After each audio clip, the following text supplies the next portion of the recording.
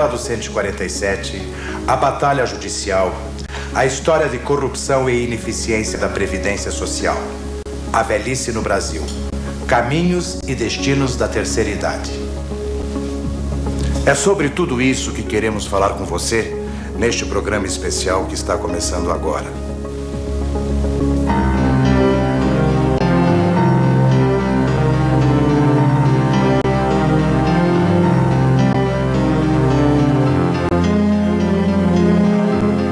Terceira idade e sociedade brasileira. Quantos são e como vivem os velhos no Brasil? Existe hoje no Brasil cerca de 13 milhões de pessoas acima de 60 anos. É a chamada terceira idade. A imensa maioria, mais de 75%, sobrevive com aposentadorias de até um salário mínimo.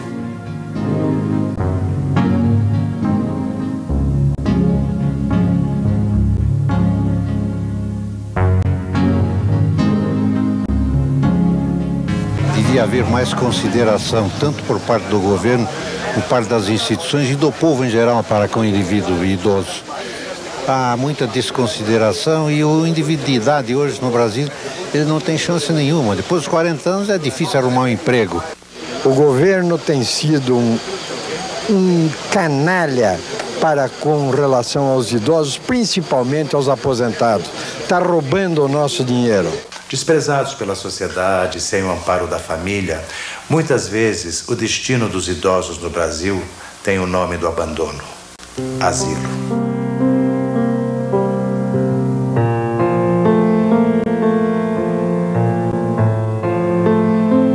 Família, que diz o dizer é a irmandade. Família mesmo não tenho. Quantos anos a senhora tem? 73. Uma boa idade já, né, dona Benedita? É quase passado o tempo de morrer. Aqui, bastante anos, tem livro, tem bastante anos. Eu, por exemplo, tenho vontade de sair daqui. O senhor acha que se as aposentadorias no país fossem mais dignas, as pessoas estariam em asilos hoje? De forma alguma. Nem 90% não tem. Só mesmo esses paraplégicos, aleijados, mesmo que não têm recurso de se mover. Pessoas que têm recurso de se mover não ficariam aqui, não. Aposentadoria, seguro social. Segundo a teoria, deveria ser a garantia conquistada pelo cidadão de, em caso de acidente, saúde ou velhice, continuar a viver com dignidade, mantendo o mesmo padrão de vida de quando ainda tinha todas as forças. Mas o que se vê todos os dias é que a teoria e a realidade se confrontam nas ruas da cidade. Grande parte dos aposentados encontra atividade na economia informal. Artesanato, pequenos serviços, vendedores ambulantes. No jeitinho brasileiro, vão vivendo de bico. A senhora é aposentada? Sou. Há quanto tempo? Desde 73. A senhora trabalhou quantos anos na vida? 35. Quer dizer, não parou de trabalhar? Não tem jeito, não dá para parar? Não, porque nas condições que está a vida hoje e o que a gente ganha, não tem condições. É um sacrifício enorme. Se não continuar trabalhando, não sobrevive. Quer dizer, vai viver miseravelmente para alimentação e vestuário já não dá. Tem que continuar no batente. Não dá para tirar umas férias, não dá, é trabalho e trabalho. O velho é tratado que nem cachorro. O que falta? Falta bastante respeito, bastante educação, bastante energia que a pessoa precisa e não tem. Tudo isso. O que a pessoa de idade mais sofre hoje em dia? Ele mais sofre fome e raiva. E eu trabalho doente, eu não tenho saúde, mas tenho que trabalhar, porque o que eu vou fazer com aquela mixaria? As pessoas, sabe, elas... Ai, porque eu vou me aposentar, porque eu vou me aposentar. Não, esperam só o dia da aposentadoria, né? Mas é uma grande ilusão, sabe? Quando parar de trabalhar, só quando tá dentro do caixão. Há também aqueles que continuam trabalhando na mesma profissão, na mesma função, no local de sempre. Este é o caso do mais antigo garçom do Paraná, Newton Cavalcante. 75 anos de idade, 58 de profissão, 40 anos de casa. Ele é mais um brasileiro à espera dos 147%. Não dá para parar, seu Newton? Não, de jeito nenhum. Não dá porque não quer ou porque não pode? Porque não pode.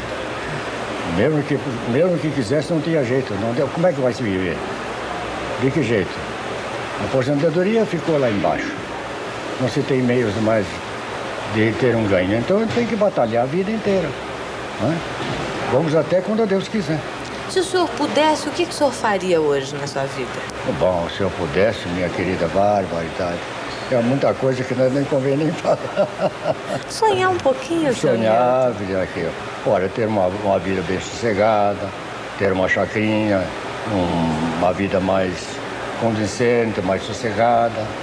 Agora, como é que o senhor vê essa luta do 147, a luta? Essa luta, eu já até perdi a esperança. A esperança sempre é a última, como diz. Mas essa esperança última vai ficando por outro, e nunca veio, né? No próximo bloco, passeatas, bandeiras, palavras de ordem. Os aposentados vão às ruas. Começa a batalha do 147.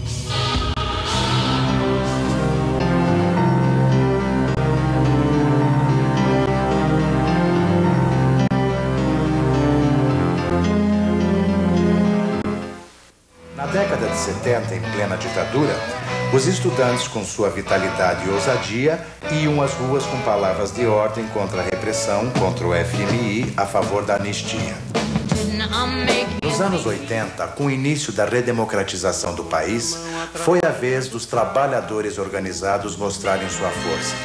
Ainda na década de 80, a mobilização das diretas já toma conta do país inteiro na cor verde e amarela. Lutava-se pela democracia. Foi eleito o primeiro presidente pelo voto direto depois de quase 30 anos. Era a vez do poder jovem, vigor e euforia. Depois, decepção, frustração. Esse governo, ele não quer respeitar o direito dos aposentados. Ora, os ministros que desviaram dinheiro da Previdência. Vamos recuperar a dignidade do aposentado.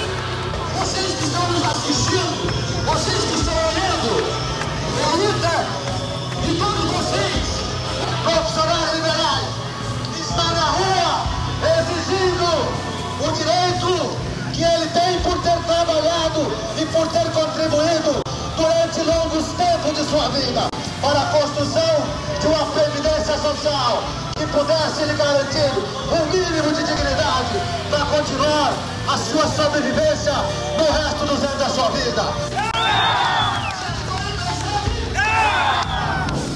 Esse momento é histórico para nós aposentados. Nós temos que falar ao Collor que ele não é mais caçador de marajá, é o caçador dos aposentados. Esse movimento deveria aumentar, deveria ser mais forte ainda do que é, para impor àqueles que estão em cargos eletivos respeitar os direitos dos cidadãos, para não ser ladrões, para não ser sem vergonhas, para não ser vagabundos, ordinários. É isso que eu estou dizendo. O governo hoje trata nós, como aposentado, como pária, sabe? Então querem jogar nós fora da sociedade. Mas eu queria lembrar ao governo que nós temos uma geração atrás e nós temos uma arma que chama-se título de eleitor. O mal foi nós votar para ele, viu? O mal foi isso, porque se nós não tivéssemos votado para ele, ele não estava lá. Esse que é aposentado agora entrou na luta mesmo? Entrei para quebrar e se precisar, pau na testa. Pense bem, meu Deus. Será que esse homem não tem alma, não tem coração? Ele foi votado por gente, por velhos, por pessoas. Será que alguns filhos de algum desses aposentados, neto, e tudo enquanto é família dos aposentados, vai ter mais prazer em dar apoio a um desgraçado, um homem daquele ali? Isso é um homem que, para meu gosto, ele morrendo ele ainda não paga nem a bala que atingiu um peito de um desgraçado aquilo ali. O dinheiro que o governo paga, então não dá para comprar papel para limpar a bunda. Ele rouba em bicicleta, ele rouba em tudo, entende?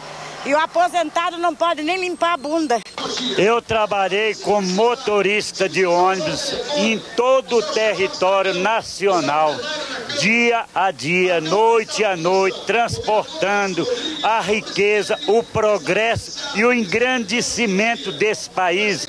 Eu, com 8 anos, já com a taquinha nas minhas costas, já tocava os burros para ir até a ponta do aterro, despejar a terra para fazer aquela maravilhosa rodovia que hoje liga do Nordeste do Rio Grande do Norte ao Rio Grande do Sul.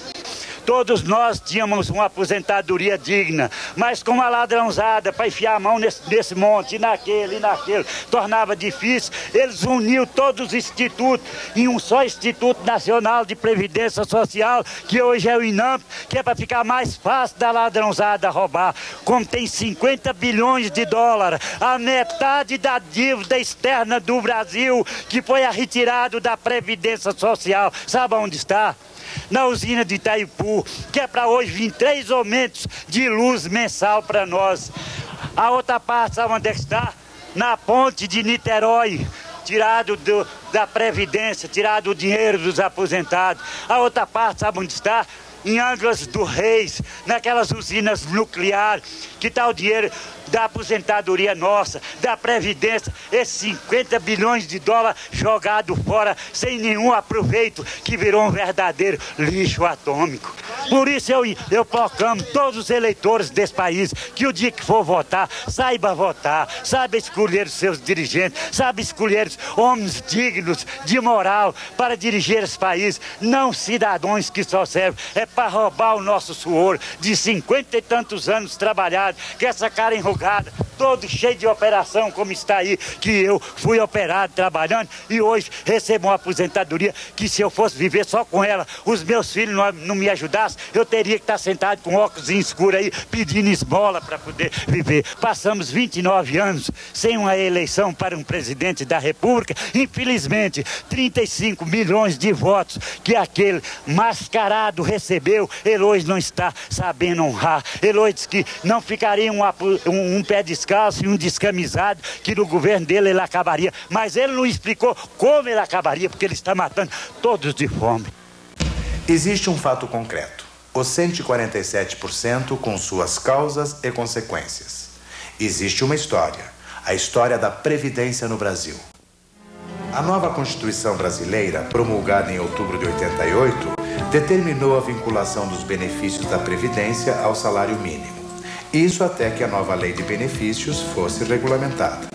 Em agosto de 91, o Congresso Nacional fez um acordo com o governo para recompor o salário mínimo que estava congelado há 7 meses. O reajuste acertado era de 147%. O mínimo, então, passou de 17 mil para 42 mil cruzeiros. Os aposentados que ganham até um salário receberam 147. Quem ganha acima disso, ficou na mão.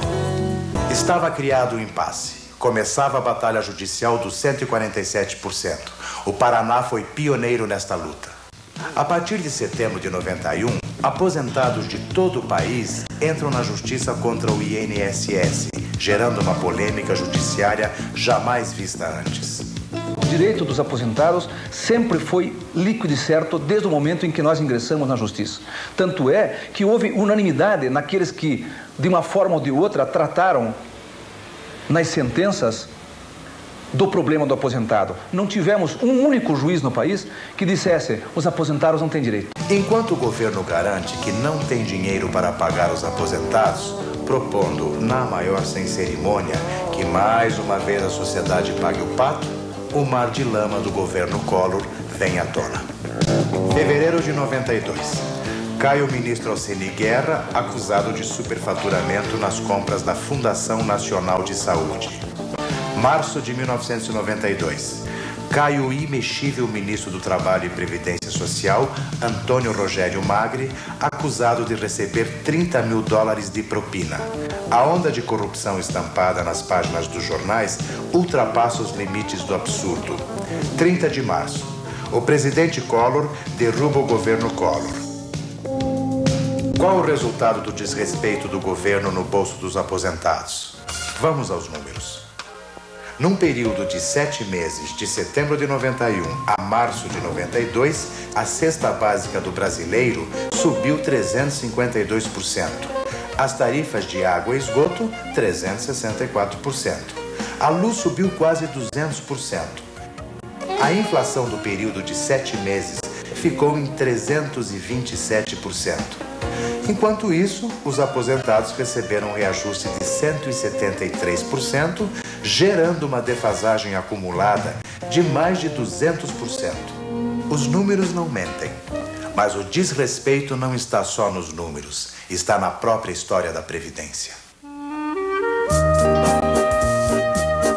A Previdência Social brasileira começou na República Velha, no governo de Arthur Bernardes. Eram tempos de grandes movimentos sociais e intelectuais de cunho nacionalista. 1941, época de Estado Novo e Segunda Guerra Mundial.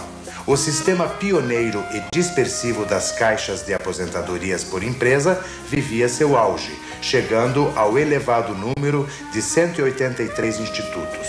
A partir de então, começa o caminho da concentração e unificação da Previdência.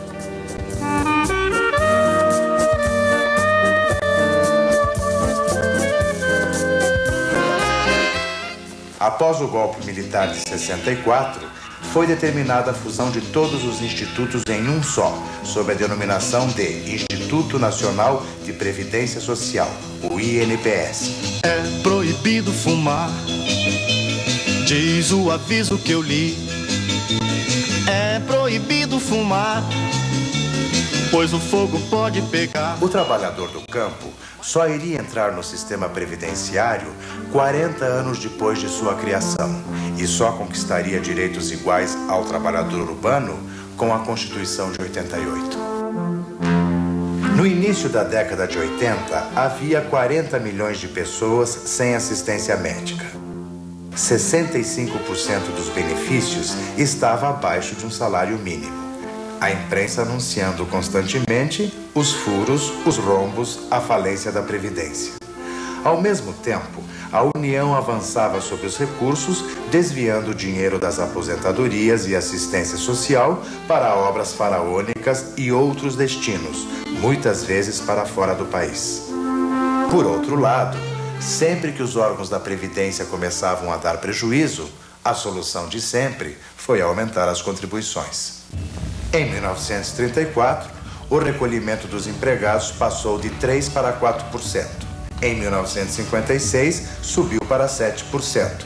Em 1986, passou a 8%.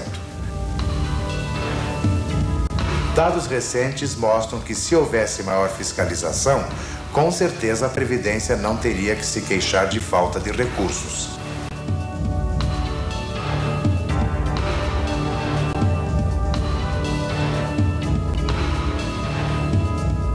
Além da falta de fiscais, só há um pequeno problema. A maior caloteira da Previdência é justamente a União. Hoje nós temos a saúde separada da Previdência Social só em termos da administrativa, quando ela deve se separar em fluxo de caixa, em repasse, inclusive. Então, o que tinha que ser criado imediatamente é o Fundo Nacional de Saúde. Segundo, regulamentar imediatamente o artigo 203 da Constituição, que determina uma assistência social. Previdência, previdência, assistência, assistência. Mas o mais primordial é criar-se o Banco da Previdência Central, o Banco Central da Previdência, onde todos os recursos terão que ir para esse banco. Aquilo que é cobrado para a Previdência Social, sair do Ministério da Economia para que não seja desviado para outras finalidades. No próximo bloco, cidadania, o caminho para a velhice saudável. Qual o caminho para envelhecer com saúde e sabedoria? Qual o caminho para se chegar à terceira idade com dignidade no Brasil de hoje? Nós nascemos e morremos sós, então nós temos que aprender a viver sós. E como todo mundo, mas ao mesmo tempo tendo a nossa integridade, mantendo a nossa integridade. Então eu acho que não é por nós sermos de idade, sermos mais velhos, que temos que perder isto. Isto nós temos que conservar sempre. A alegria de viver e a nossa identidade. O idoso tem um potencial muito grande e está sendo desperdiçado. E é de grande importância que todos sintam e percebam que a base da saúde, da vida, a base da vida é a atividade. Né? A atividade ativa a vida. A base da saúde física, mental é a atividade. A gente sempre volta à atividade.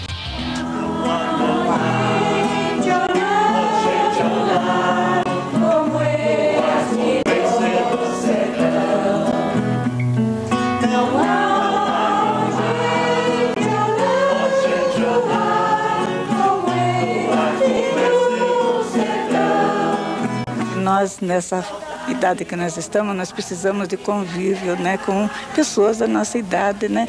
E a gente revive no meio das colegas que a gente tem, sabe? O que nos traz em pé mesmo é essas atividades como coral, teatro e outras atividades mais que nós temos. Com eles eu aprendi muito, assim, em matéria de música, certo? E de relacionamento humano. Você vai ensinando e aprendendo bem mais do que você ensina, sabe?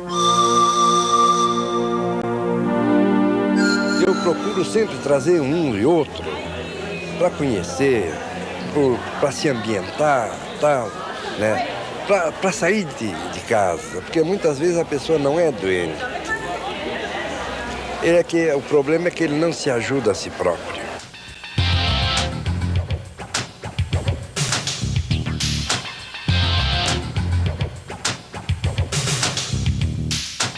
O idoso que não está consciente da sua potencialidade e se deixa, se amedronta, então ele vai perdendo a capacidade de luta, ele vai se encolhendo e a sociedade vai rejeitando mais e mais e mais. Isso é um mecanismo habitual que a gente observa. Por outro lado, aquele idoso que não tem medo, que se preserva, que luta, e trabalha e cria, esse é um idoso sempre admirado, em qualquer lugar do mundo, em qualquer sociedade. Nós não temos assistência para o idoso no Brasil a nível de governo, não temos. Nós estamos assim dando os primeiros passos de conscientização, graças ao próprio idoso.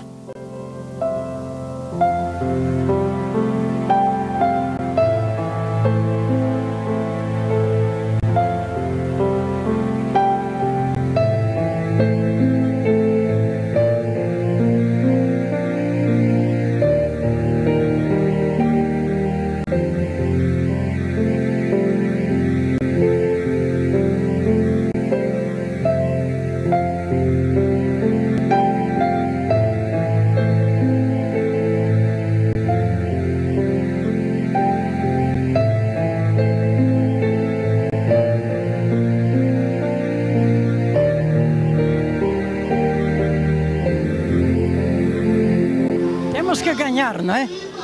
Chega de sofrimento, não?